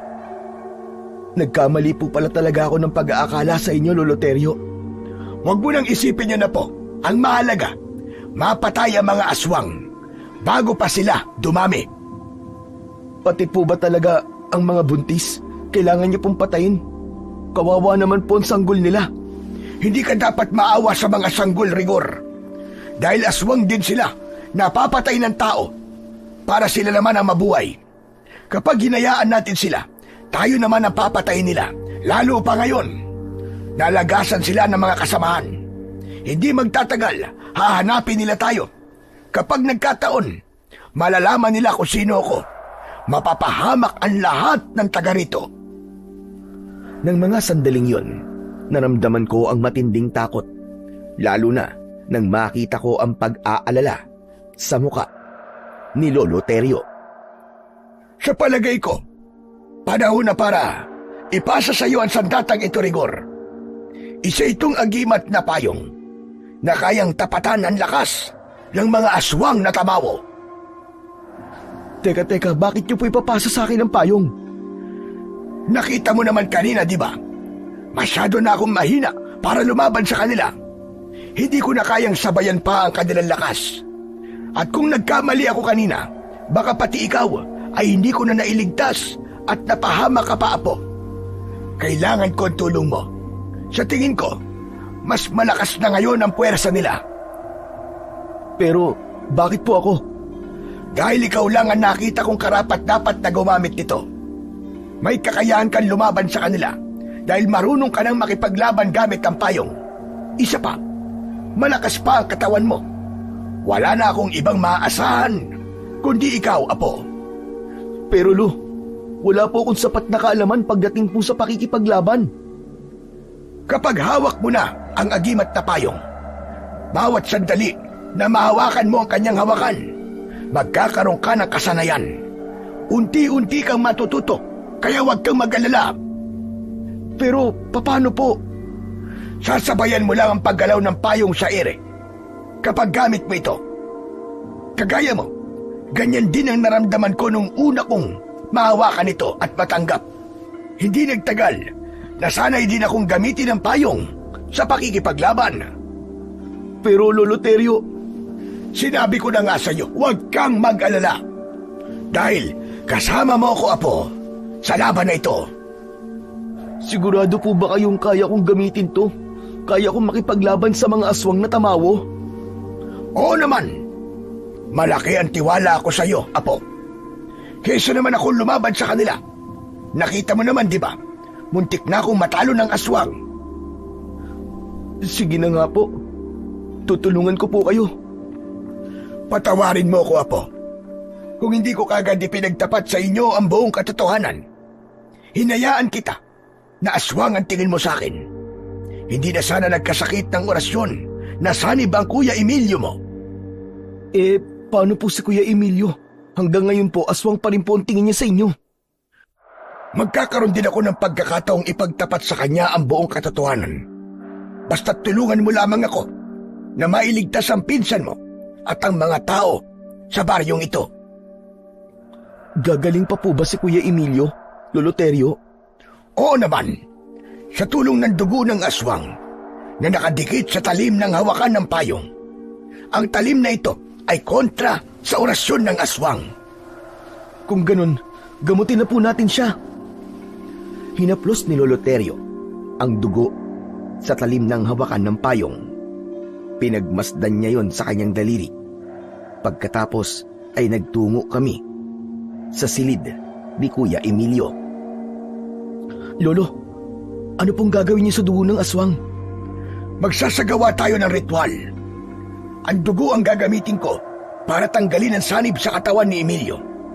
Sa pamamagitan nito, mapapalaya ko siya sa itim na kapangyarihan ng mga aswang na tamawo. Bakit po nagkaroon ng sanib na orasyon si Kuya Emilio? Dahil masama ang ugali ng pinsan mo. Ang tao na merong maitim na budi at walang galang sa matanda ang madaling kapitan ng kanilang orasyon. Kaya kapag tumagal pa siya sa ganyang kalagayan, magiging aswang na rin siya, kagaya ng mga tamawo. Habang nag-uusap kami, ay nilapitan namin ang nakasaradong silid ni Kuya Emilio. Pagbukas ko sa pinto, nagulat kami sa tumambad sa aming paningin. Mabuti naman at dumating na kayo. Sa wakas, mapapatay ko na kayo. Lolo, nakakapagsalita na po si Kuya Emilio pero bakit po siya nagkakaganyan? Hindi na siya si Emilio Rigor. Ang kausap natin ay ang pinuno ng mga aswang.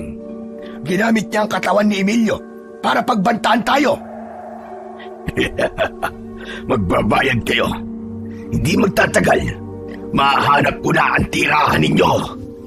Tumigil ka! Mahanap mo man ang tirahan namin. Sisiguraduhin kong mababawi ko ang apo ko sa'yo. Wala ka nang magagawa sa akin. Sa akin na siya. Sa akin lang ang katawan ng walang kwenta mong apo. Nagkakamali ka. Kahit sino o ano pa siya, apo ko pa rin siya. Mahal ko siya. Kaya hindi ko hahayaan na magtagumpay ka. Nagwala sa galit si Kuya Emilio habang umaangil ng malakas. Lolo, ano pong gagawin natin? Sundin mo lang ang mga sasabihin ko sa iyo, Apo. Gawin mo ang lahat para mailigtas ang Kuya Emilio mo. Ipalo mo sa kanya ang payong habang nagsasagawa ko ng ritual. At tandaan mo ang mga orasyon na bibigkasin ko. Pero Lo, baka po masaktan si Kuya Emilio eh. Sige na, gawin mo na. Anong gagawin niyo sa akin? Alisin niyo ang gapos sa mga kamay at pako. Isa pa, hindi niyo ko masasaktan sa naiisip niyong paraan. Kung hindi ka masasaktan, bakit bakas sa mukha mo ang takot? Rigor, sige na! Simulan mo na! Hindi pa ako nagsisimula ay biglang naputol ang tali sa kamay ni Kuya Emilio. Inatake niya ako ng suntok na tumama sa aking muka. Ngunit gumanti ako sa kanya ng hampas ng payong. Tumama yon sa kanyang leeg. Bumagsak siya sa katre, habang si Lolo Terio naman ay ipinagpatuloy ang pagsasagawa ng ritual. Sige, paluin mo siya ng paluin na po, hanggang sa kusa na lumabas ang sanib ng orasyon sa katawan ni Emilio. Ginawa ko ang sinabi ni Lolo Terio. Hindi ako tumigil sa paghampas ng payong kay Kuya Emilio. Subalit nahawakan niya ang payong ko. Nakangisi siyang tumayo. Kaya nga ginamit ko ang katawan ni Emilio para hindi kayo magtagumpay na tanggalin ang sanib ng aking orasyon sa katawan niya. Kasunod ng pagtayo ni Kuya Emilio, sinuntok niya ako sa sikmura. Bumagsak ako sa sahig. Umalingaw-ngaw ang tawa ni Kuya Emilio, pero bigla siyang sinunggaban ni Lolo Terio. Rigor, bumangon ka! Kailangan natin maigapos ulit si Emilio. Bilisan mo, tulungan mo ako rito. Hindi tumatalab sa kanya ang ritual ko. Masama na ito. Malakas na ang kapit ng orasyon ng aswang sa kanyang katawan. Ano? Natatakot na ba kayo? Pagkatapos ng malakas na tawa na yon ni Kuya Emilio, ay dali-dali niyang sinugod si Lolo Terio at nasakta na niya. Bumagsak rin ito sa sahig. Pagkatapos ako naman ang binalingan niya. Tumama sa aking muka ang kanyang suntok. Pumutok ang aking labi, habang si Lolo Terio naman, dumugo ang kilay. Lo, ayos lang po ba kayo? Sige na, lapitan mo ng Kuya Emilio mo. Hampasin muli siya ng payong. Humarap ako kay Lolo Emilio at kinausap ko siya. Kuya Emilio, gumising ka! Ako to si Rigor! Ako to, kuya! Huwag ka magpapatalo sa tukso ng kadiliman, lumabang ka! Pigilan mo ang sarili mo! Paglabanan mo! Wala ka nang magagawa dahil si Emilio mismo ang pumiling sa akin. Inuutusan kita, demonyo ka! Umalis ka sa katawan ng apo ko! Wala akong ibang sinusunod kundi ang utos ng aking Panginoon. Hindi ko kayo tatantanan kasama ng mga biyag na dinala namin para patayin sa harapan nyo. Umanda kayo dahil hindi magtatagal. Nasa labas na ako ng bakuran nyo. Papatayin ko kayo. Papatayin ko kayong lahat. Nang mga oras na yon, tila nagbago na ang katauhan ni Kuya Emilio. Hindi niya na ako nakikilala at nagbago na rin ang kanyang anyo. Maitim ang palibot ng kanyang mga mata. Maitim din ang kanyang labi. Ganon din ang kanyang mga ngipin. Tumutulo ang malapot niyang laway habang nakalitaw ang kulay itim niyang ugat sa kanyang leeg na parabang ugat ng puno. Binuksan ko ang payong at ipinaypay ko yun sa kanya. Bigla itong nanghina at bumagsak sa katre. Agad akong lumapit sa kanya. Sinuntok ko siya sa muka, kasunod ng paghampas ko sa kanya ng payong. Nagkaroon ng pagkakataon si Lolo Terio na maigapos ulit si Kuya Emilio sa katre. Pinagtulungan namin siya. Bitiwan niyo ako! Bitiwan niyo ako! Huwag niyo akong igapos dito! Makakatakas din ako! Pero nagbingi-bingihan kami ni Lolo Terio sa lahat ng mga sinabi ni Kuya Emilio. Pagkatapos namin siya na maigapos sa katre, saka namin siya binalot ng kumot. Saka ipinagpatuloy ni Lolo Terio ang ritual. Ipinikit niya ang kanyang mga mata habang ang kanyang daliri na may bahid ng dugo ng aswang ay idinikit niya sa noo ni Kuya Emilio, kasunod ng pagsambit niya ng orasyon. Nagulat ako sa nakita ko na paglabas ng kulay itim na usok mula sa katawan ni Kuya Emilio. Unti-unti iyong naglaho hanggang sa maging payapa na ang anyo ni Kuya Emilio. Nawala ang pangingitim sa palibot ng kanyang mga mata. Bumalik na rin sa dating kulay ang kanyang balat. Indikasyong natanggal ni Lolo Terio ang sanib ng orasyon sa katawan ni Kuya Emilio. Sa wakas, ligtas na ang pinsan mo, Rigor. Salamat sa Panginoon Diyos. Kaya nga po, salamat sa Panginoon. Pwede mo nang tanggalin ang gapos kay Emilio. Sige na, magmadali ka. Agad akong sumunod sa utos ni Lolo Terio. Pagkatapos ng pangyayaring yon, buong magdamag kong binantayan si Kuya Emilio. Kinabukasan ay kumalat ang balita. Sinalakay daw sila ng mga aswang na tamawo at kinuha ang mga kalalakihan. Ang iba naman daw ay pinatay. Lolo, alam niyo na po ba ang nangyari sa baryo kagabi? Oo, alam kong hinahanap na nila ako.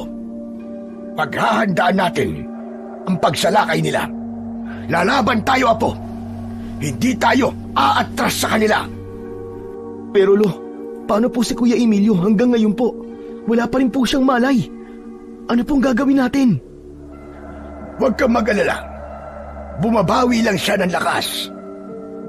Pagsapit ng gabi, nagkaroon kami ng hindi inaasahang bisita. Isang nakakatakot na nilalang ang nakita kong nakatayo sa labas ng aming bakuran. Alam kong nariyan lang kayo sa loob ng bahay niyo. Lumabas kayo! Harapin niyo ako! Pinatay niyo ang pamilya ko! Lolo, may mga biyag po sila. Ano pong gagawin natin? Ako lang ang kailangan nila, Apo. Haharapin ko sila kahit na anong mangyari, Rigor. Dito ka lang. Bantayan mo ang Kuya Emilio mo. Nagkakaintindihan ba tayo? Pero Lo, wag po. Wag po kayong lumabas. Ginagamit lang po niyang panakot ang mga biyag para magpakita po kayo. Ang mabuti pa, Lo, ako na lang. Ako na lang po ang haharap sa kanila. Hindi sila nagbibiro, Apo. Papatayin nila ang mga biyag kapag hindi ako lumabas. Ano? Hindi ka pa rin ba magpapakita sa akin, ha, Terio? Harapin mo ako. Maglaban tayong dalawa. Lumabas ka riyan! Bumundol ang kaba sa aking dibdib. Nang tuluyan ng lumabas ng bahay si Lolo Terio, sumilip ako sa siwang ng bintana habang mahigpit kong hawak ang payong. Nanlaki ang mga mata ko nang makita ko ang isang hanay ng mga aswang na tamawo. Bawat isa sa kanila ay may hawak na bihag. Lahat sila ay nakikiusap na sila ay iligtas. Huwag mo nang idamay ang mga walang kasalanan sa inyo. Ako ang harapin mo, Maruha. Wala silang kinalaman sa away natin. Bakit? May kinalaman ba ang apo ko sa away nating dalawa para idamay mo? Pero kayo ang nauna. Pinatay mo mga anak ko. Ngayon naman ang apo ko. Ginamitan mo ng orasyon na sanib. Nararapat lang yon sa walang galang na tao at masama ang pag-uugali. Magpasalamat na nga at hindi ko siya kagad tinuluyan. Pinahirapan ko muna siya. Wala nang sanib ng orasyon mo sa katawan niya. Kaya tayong dalawa naman ang magsusukatan ng lakas ng kapangyarihan. Hinahamon mo ba ako, ha, Terio? Kung alam ko lang na ikaw ang pumatay sa mga kasama ko, sana noon pa kinatay na kita. Bakit? Natanggap ba nila ang regalo kong payong? Nasunog ba sila sa amoy ng bawang? Kung ganon, hayop ka. Ikaw nga ang may gawa nun. Ikaw nga ang pumatay sa kanila. Tumawa ng malakas si Lolo Terio. Inasar niya si Lola Maruha. Bumakas naman ang galit sa mukha ng pinuno ng mga aswang. Sumenyas ito sa mga alagad at sabay-sabay nilang kinagat sa liig ang mga biyag. Dala ng pag-aalala ko, tumalon kagad ako palabas sa bintana at agad na sumugod sa mga kalaban. Nilapitan ko ang mga aswang na tamawo. Binuksan ko ang payong at yun ang ginamit kong pananggalang laban sa mga kuko ng mga aswang. Kaya marami akong nailigtas na biyag. Ang talim mula sa hawakan ng payong ang ginamit ko na pansaksak sa mga kalaban ko. Mga hayop kayo! Tikman nyo ngayon ang lupit ng ganti ko! Bawat pagwasiwas ko ng talim sa ere, tumatama yon sa katawan ng mga aswang. Bumabagsak ang mga ito sa lupa, habang si Lolo Terio naman ay abala na rin sa pakikipaglaban. Sige, mga alagad! Patayin silang lahat! Wala kayong paliligtasin! Nakita kong bumagsak sa lupa si Lolo Terio. Lolo, bumangon ka! Lumaban ka! Huwag kang susuko! Sa muli kong paglingon sa kinaroroonan ni Lola Marua, mabilis siyang nakalapit sa akin sa pamamagitan ng pagtalon. Sinakal niya ako sa leeg at pilit na inaagaw ang hawak kong payong. Ibigay mo sa akin yan! Akin na sa datang yan! Sige, hawakan mo! Kunin mo! Sayong-sayo na! Aray! Aray ko! Bakit mainit? Ano ito? Anong meron sa payong na ito? O ano? Napaso ka, no? Tanga! Hindi mo mahawakan yan! Kampun ka kasi ng kadiliman! Umikot ako at siniko ko ang kanyang muka. Nabitiwan niya ang braso ko, sabay sipa ko sa kanyang sikmura. Kasunod ng pagsaksak ko ng dulo ng payong sa kanyang dibdib. Pinaikot-ikot ko pa yun at pinagdiinan ng gusto hanggang sa bumulwak ang dugo mula sa kanyang sugat. Pagbunot ko, sinundan ko pa yun ng pagtarak ng talim ng payong sa kanyang leeg. Nagkikikisay siyang umatras papalayo sa akin habang pigil ng kanyang palad ang bumubulwak na dugo mula sa kanyang mga sugat. Hayop kang demonyo kang matandang aswang ka! Unti-unti kang mamamatay at mauubusan ng dugo. May lasom din ang langis na inilagay sa dulo ng payong, kaya mararanasan mo ang sakit na naramdaman ng mga biktima mo.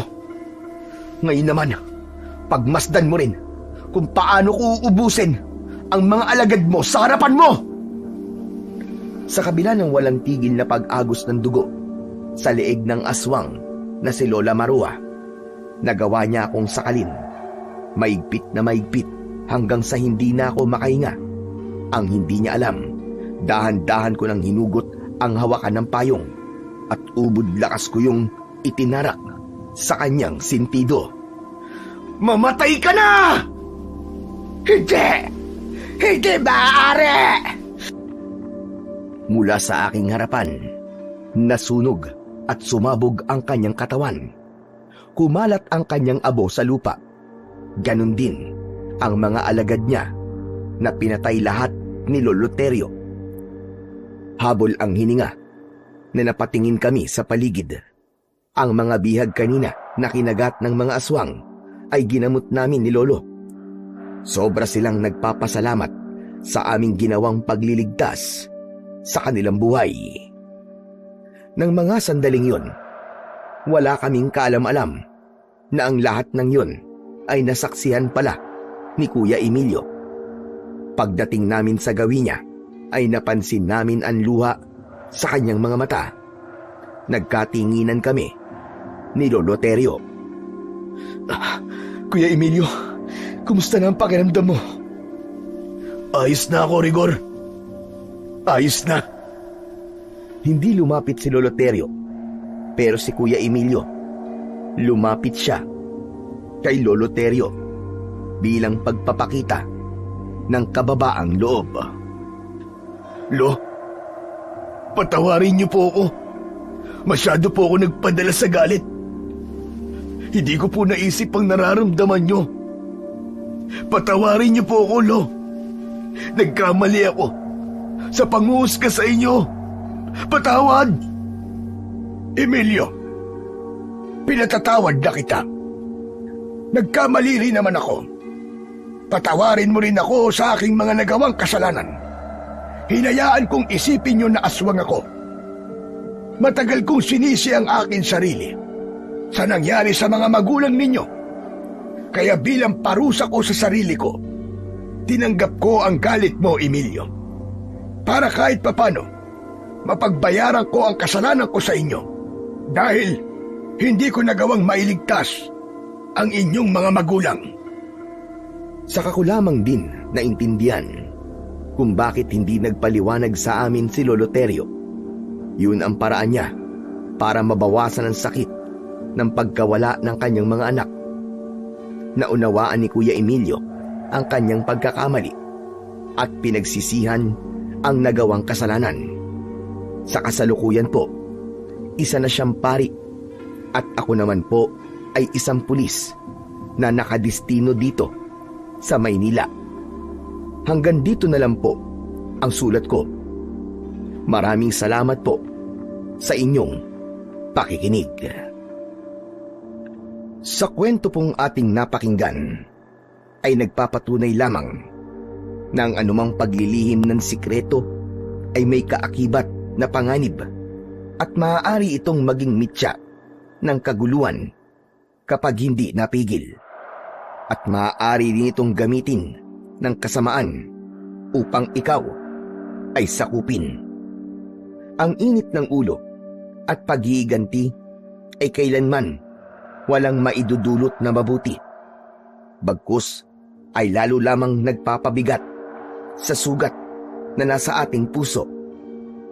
Ngunit sa kabila ng lahat, nananatiling totoo na mas matimbang ang dugo kaysa tubig. At ang pagmamahal sa pamilya ang siyang patuloy na nangingibabaw. Kaya't sa bawat pagsubok, piliin nating maging mabuting tao, umiwas sa alitan at paliwigin ang pagmamahal at pananampalataya sa Poong May Kapal, sapagkat dito nagmumula ang tunay na lakas at kapayapaan.